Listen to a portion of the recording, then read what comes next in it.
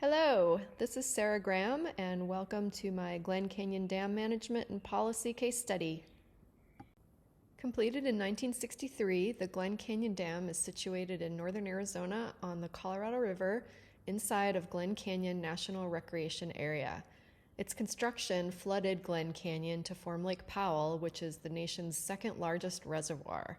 Lake Mead is our largest reservoir, and it's formed by the Hoover Dam, which is downstream of the Grand Canyon and Glen Canyon.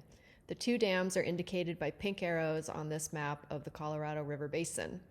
There are 30 federally recognized tribes in this basin, and the Colorado River, along its 1,450-mile run from Rocky Mountain National Park to the Sea of Cortez, provides water, mostly in the form of snowmelt, to Arizona, Colorado, New Mexico, Nevada, California, Utah, Wyoming, and Mexico. Lake Powell is like the savings account of the system, where water is held from the upper basin to make sure there's always enough to meet legal requirements for the lower basin. And Lake Mead, downstream, is kind of like the checking account, where lower basin stores deliveries from upper basin. The importance and the benefits of this infrastructure on the Colorado River really can't be overstated in terms of making it possible to develop this pretty otherwise inhospitable region.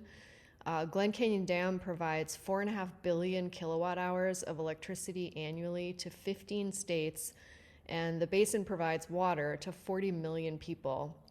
But the years 2000 to 2022 have been one of the driest periods in the last 1,200 years, which has added complexity for the Department of Interior's Bureau of Reclamation, which is responsible for dam operations. The body of documents, contracts, policies, laws, and agreements, many of which are listed here, that govern Colorado River management are collectively known as the Law of the River. I'll touch on a few that are historically important. The Colorado River Compact of 1922 was a defining and foundational agreement in Colorado River management, considered by many to be the keystone to the law of the river. It apportioned the Colorado River Basin into upper basin states of Colorado, New Mexico, Utah, and Wyoming, and lower basin states of California, Arizona, and Nevada. It allotted 7.5 million acre-feet to each basin annually, which the states in each basin were then responsible for allocating amongst themselves. It did not account for Indian water rights. It is still pivotal today as states wrangle for water. The Boulder Canyon Project Act of 1928 authorized the construction of the Hoover Dam and divided the lower basin's 7.5 million acre-feet share of the Colorado River as fixed amounts to each of the lower basin states. Commonly called the 1944 U.S.-Mexico Water Treaty, this allocated 1.5 million acre-feet of Colorado River Basin water annually to Mexico. The Upper Colorado River Basin Compact of 1948 divided the upper basin's 7.5 million acre-feet share as percentages to each of the upper basin states. The Colorado River Storage Project Act of 1956 was created to regulate the flow of the Colorado River, store water for beneficial consumptive use, provide for reclamation of arid and semi-arid lands, provide flood control, and generate hydropower. This law is responsible for construction of the Glen Canyon Dam. Lastly, the Grand Canyon Protection Act of 1992 requires the Bureau to manage Glen Canyon Dam in a manner that will protect visitor use and the natural and cultural resources of Grand Canyon National Park and Glen Canyon National Recreation Area. So before going any deeper on more current policy, we need to understand a few things that tie into the controversies. To be compliant with the law of the river, there has to be enough water in Lake Powell for power generation and delivery of water to the lower basin. To produce hydropower, Lake Powell elevation has to be at least 3,490 feet, which is also called minimum power pool, so that water can be drawn into the penstocks, which are the upper set of pipes in the diagram, because that's where the power generating turbines are. If the water drops below minimum power pool, the dam cannot produce any hydropower. Another critical Lake Powell elevation is 3,370 feet, also called dead pool. You'll see there's a second set of pipes under the penstocks in the diagram called the River Outlet Works, or sometimes called bypass. These are smaller pipes that were installed for short-term and lower volume use, primarily for flood releases as needed and for high flow experiments to release pulses of deeper, cooler water. If water level drops below dead pool, water cannot pass through the dam at all. This would have catastrophic repercussions for the lower basin state's water supply. There are similar parameters at the Hoover Dam with regard to Lake Mead elevations, and there's important political and legal coordination of operations at the two dams to balance power generation and water needs between the upper basin states and the lower basin states. Back to policy now, when the drought beginning in 2000 prompted some reactive policymaking. In 2005, the Bureau started the NEPA process for updated interim water shortage operating guidelines, which became known as the 2007 Interim Guidelines. They provided operational flexibility for conserving and storing water in the system to address the unprecedented drought conditions. Also at this time were Minute 319 and Minute 323, which were interim operating procedures for a wider range of conditions with provisions for conservation that could meet our agreements with Mexico pursuant to the 1944 U.S.-Mexico Water Treaty. And the third item here was the 2019 Drought Contingency Plans, or DCPs. These were intended to reduce the risk of Lake Powell falling to critical elevations, ensure compliance with the Colorado River Compact, and facilitate voluntary conservation measures. All of these are set to expire in 2026, and the drought actually continued to worsen further than expected after these measures. Also during this period, but not prompted by drought, was the 2016 LTEMP is what it's referred to. It was a 20-year framework for adaptive management of the Glen Canyon Dam, part of a program called the Glen Canyon Dam Adaptive Management Program, which was aimed at providing an organization and a process for adaptive management at the dam. And the LTEMP was intended to help inform future decision-making using scientific information to guide operations. It's kind of a means of experimenting with different methods, such as the high-flow experiments, or HFEs. So that brings us to present-day planning initiatives. There's 3 large-scale processes that are happening currently for Glen Canyon Dam policy, and 2 of which are prompted by the drought that has turned out to be even worse than anyone anticipated. The first we'll cover on this slide is commonly called the near-term SEIS, and its scope is the policy for annual releases and operations at both Glen Canyon Dam and Hoover Dam. It came about because the Bureau realized that the 2007 interim guidelines weren't sufficient to address the continuously worsening drought and historically low reservoirs and low Colorado River Basin runoff conditions, and there was concern that Lake Mead and Lake Powell could drop to critically low elevations and pose unacceptable risk to routine Hoover and Glen Canyon Dam operations. And so this supplemental EIS is intended to update those 2007 interim guidelines for the remainder of their effective period, which is from now until 2026. The cooperating agencies included Bureau of Indian Affairs, U.S. Fish and Wildlife, National Park Service, Western Area Power Administration, and the U.S. section of the International Boundary and Water Commission. There were 2 alternatives: a no-action alternative where operations would continue as specified in the 2007 interim guidelines. And under this alternative, there'd be high likelihood of both reservoirs dropping below minimum power pool or possibly even dead pool. There'd be potentially dramatic reduction in river flow downstream of Glen Canyon and negative impacts to a greater degree than under the preferred alternatives to factors like ecological harm, diminished recreation, and job losses, but it would provide higher levels of hydropower. The preferred alternative, which is likely to be the one included in the record of decision, which is due out any time now, entailed reducing Glen Canyon Dam releases to keep Lake Powell elevation above 3490, which is minimum power pool, and to keep Mead above 1,000 feet. And also it included enacting conservation measures that would go through 2026. And this is the most likely alternative for the Bureau to fulfill all of its legal commitments and mandates and Many of the negative impacts of the no action alternative would be less severe under the preferred alternative, but some claim it still doesn't address realistic worst case drought scenarios because they only accounted for up to a 20% reduction under previous 30-year inflows.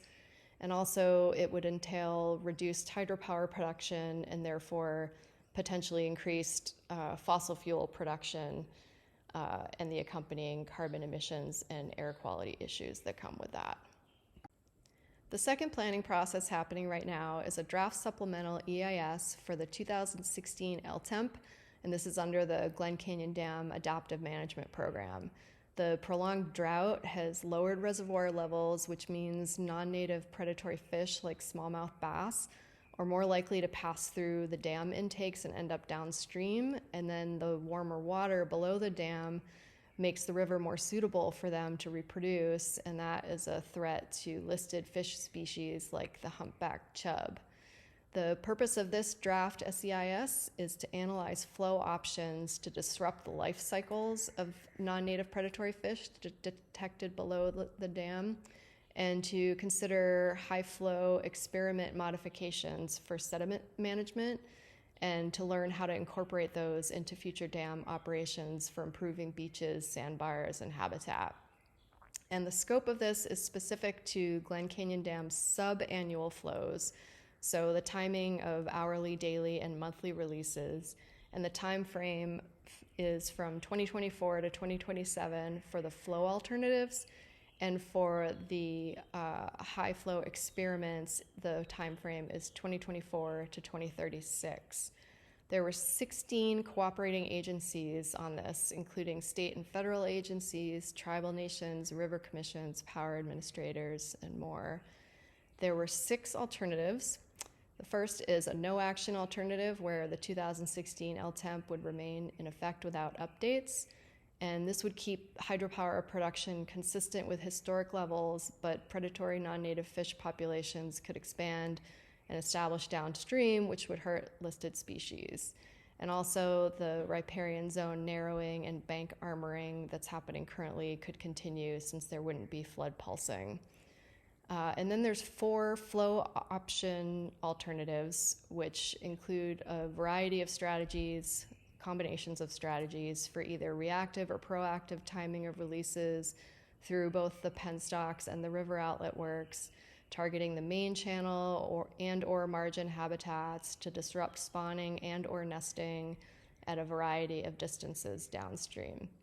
And these options are hoped to reduce the predatory non-native fish populations, and also some alternatives would enhance riparian and riverbank character, but hydropower production would be reduced, and some options may harm endangered northern leopard frog due to increased shoreline instability, and also some options would disrupt river rafting activities. The final alternative is a non-bypass alternative, and this uses only the penstocks and not the river outlet works. And so as a result, it leverages volume but not temperature, because the river outlet works were the ones that were lower down, and so they provide the cooler water. It uses short duration changes in flow volume and velocity to dewater shallow nesting areas and flush out some of the deeper ones. This option might reduce predatory non-native fish populations, would potentially provide a slight increase in hydropower production, may enhance natural river character and increase native plant percentage cover, but reduced shoreline stability could negatively impact macroinvertebrates and the endangered northern leopard frog. And also there could be short-term dissatisfaction for anglers and rafters due to periodic river or beach closures. And so the next steps on this one is that the final supplemental EIS is due out within a few months, and there will be a comment period for that. The third and final planning process happening right now is the creation of a draft EIS for annual releases and operations at both the Glen Canyon Dam and Hoover Dam beginning in 2027, which is right after all of the original drought-prompted policy changes and supplements will have expired. This is the Bureau's chance to take a proactive, long-term, holistic planning approach, so it's a really big deal. And what has taken place thus far are pre-scoping and scoping periods, where over 22,000 comments were received, which the Bureau summarized. The overarching theme in them was the notion that the next set of guidelines should be, quote, more robust, innovative, flexible, and adaptive, and should engage more basin water users through expanded opportunities. They also distilled comments into 10 sub-themes, which are listed here, and hopefully it's another means of conveying the ongoing complexity of this policy topic. And for this one, the DIS is due out by the end of the year. Glen Canyon Dam operations have huge, widespread impacts to so many aspects of daily life across geographic and socioeconomic boundaries. The way we use and manipulate water can have far-reaching effects, and that's evident in this list. From agriculture to recreation, preservation of ancestral sites and artifacts, endangered species, power supply, fossils, air quality. Time constraints don't allow for me to cover this list in depth, but I really encourage you to hit pause and read through it. Stakeholder viewpoints in Glen Canyon Dam policy are diverse and vast, defying neat categorization along policy lines. Many, such as farm bureaus, irrigation districts, home builders associations, and local governments, are concerned with allocation of power and water. Universities may wish to prioritize scientific research. Tribal nations may wish to protect ancestral lands and ecological and cultural resources. NGOs and individuals may be focused on recreation or environmental health. It is an incredibly complex web of values for policymakers to navigate. The post-2026 planning process will have input from many viewpoints, but it's certain that the Bureau's DEIS action alternatives will prioritize the law of the river and the Bureau's mandate to protect Glen Canyon Dam and Hoover Dam operations, system integrity, and public health and safety. Popular sentiments likely to be ruled out by the Bureau include the one reservoir initiatives, where the argument is that there's no longer enough water to justify having two reservoirs, so one dam should be decommissioned, and also single priority models where the Bureau would prioritize one goal over all others, such as ecosystem health or hydropower production. Ultimately, the Secretary of the Interior is the final decision maker on any action, and the Bureau, as a federal agency, will make decisions based on their federally mandated responsibilities. The stakes here are very high politically, economically, and ecologically. The legal framework is imposing, there's a lack of reliable data upon which to base decisions, and long-time simmering interstate and interbasin water conflicts introduce further challenges. Regardless of all of this, the Bureau has publicly stated its commitment to stakeholder engagement through task forces comprised of federal, state, and tribal nation representatives, and also through independent consultations and technical education outreach efforts. A new complication arose with the Bureau's recent announcement of cavitation damage discovered in the river outlet works. Cavitation is damage caused by air bubble phase changes, which sounds minor, but the photo here shows the house-sized cavern excavated by the river when cavitation pierced the concrete lining of the Glen Canyon Dam spillway tunnels during a severe runoff event in 1983. You'll recall from the dam diagram that if Lake Powell elevation drops below minimum power pool, the river outlet works are the only way to get water downstream. The implications of this development to not only the LTEMP draft SEIS planning process, but also all future dam operations and water delivery obligations are substantial. My recommendation to the Bureau in the post-2026 planning process is to prioritize proactive long-term planning for less reactive patchwork operations. I would suggest they engage Congress for two reasons. First, to evaluate the realistic feasibility of meeting water and hydropower legal commitments in worsening climate change that's predicted. And secondly, to fund research on impacts of decommissioning the Glen Canyon Dam, such as toxic sediment, socioeconomic and recreation impacts, and cost-benefit analyses.